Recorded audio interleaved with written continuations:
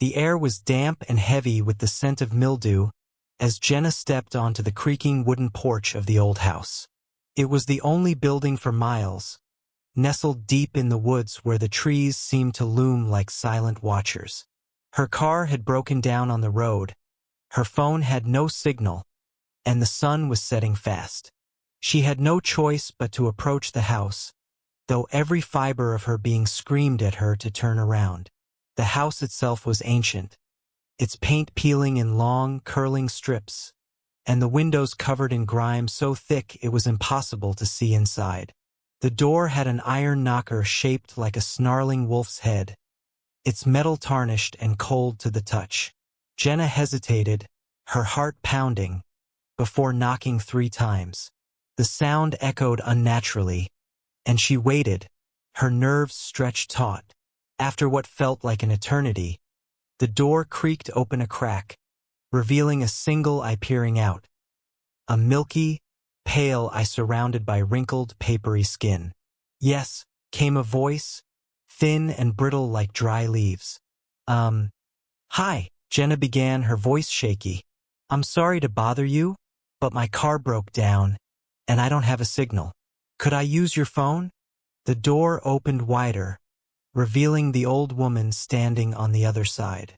She was hunched, her frame impossibly thin beneath a long, tattered shawl. Her hair was a tangled mess of white, cascading over her shoulders like cobwebs. But it was her smile that unnerved Jenna the most.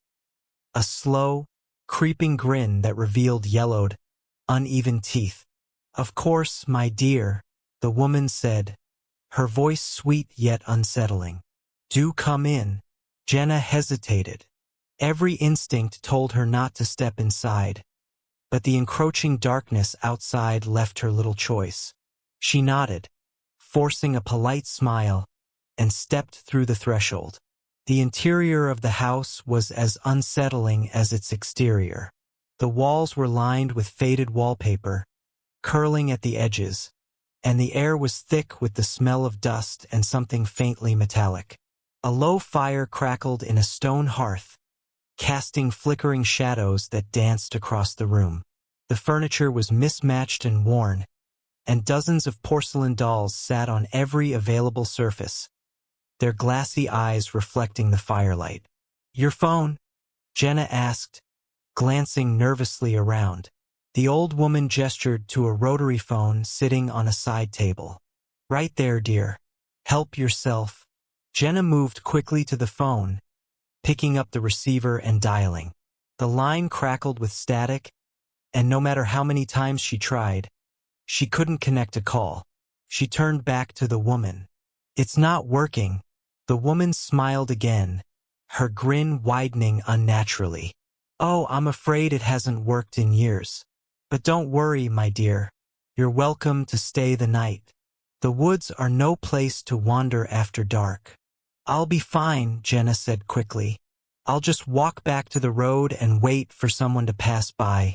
The old woman's expression darkened for a moment, her pale eye glinting in the firelight. "The road," she said softly. "You won't find it. The woods have a way of changing after sunset." Jenna felt a shiver run down her spine. "I really should go," she said, edging toward the door. But before she could take another step, the old woman moved with startling speed, her bony hand latching onto Jenna's wrist. Her grip was cold and unnervingly strong.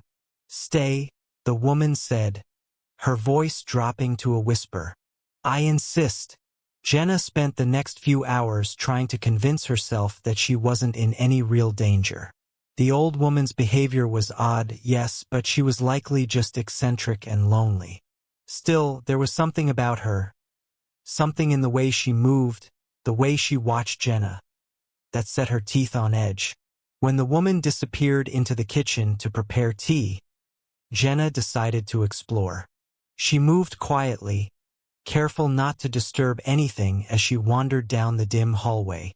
The walls were lined with photographs, all in black and white, and all featuring the same young girl. The girl had wide, solemn eyes and long, dark hair, and in each photo, She stood in front of the house, her expression unchanging. One photo caught Jenna's attention.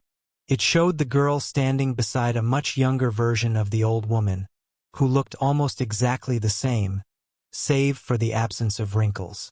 The old woman's smile in the photo sent a chill through Jenna. It was the same unnatural grin she had seen earlier.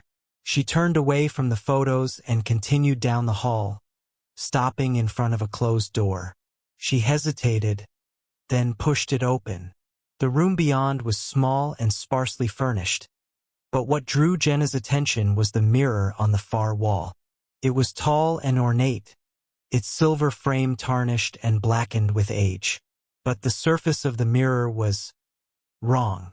Instead of reflecting the room, it showed a dark, swirling void.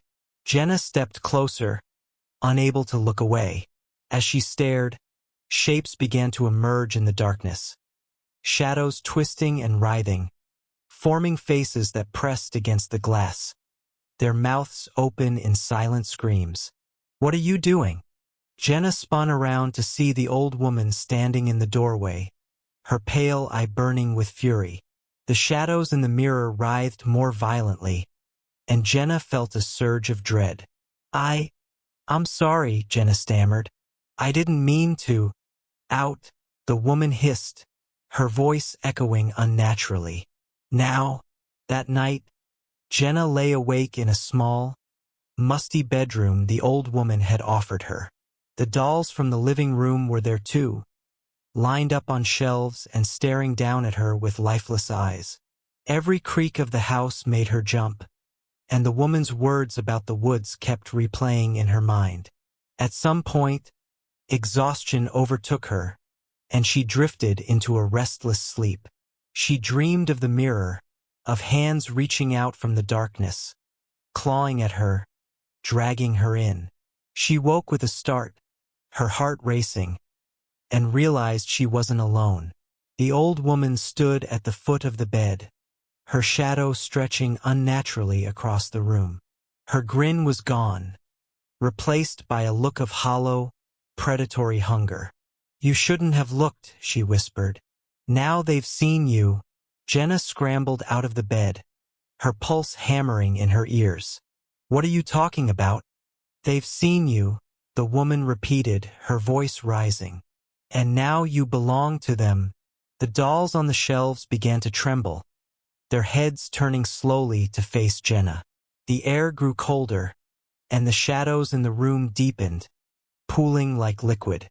Jenna didn't wait to find out what would happen next. She bolted past the woman, down the hallway, and out the front door, the cold night air hitting her like a wall.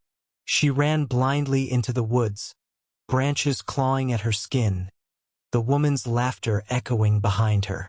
When she finally reached the road, she collapsed, gasping for breath. A passing car stopped, and the driver helped her inside. She didn't look back as they drove away. Months later, Jenna couldn't shake the feeling of being watched.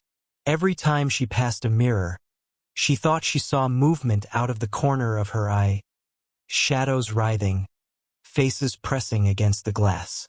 And at night, when the house was quiet, she swore she could hear a voice, faint and distant, whispering her name.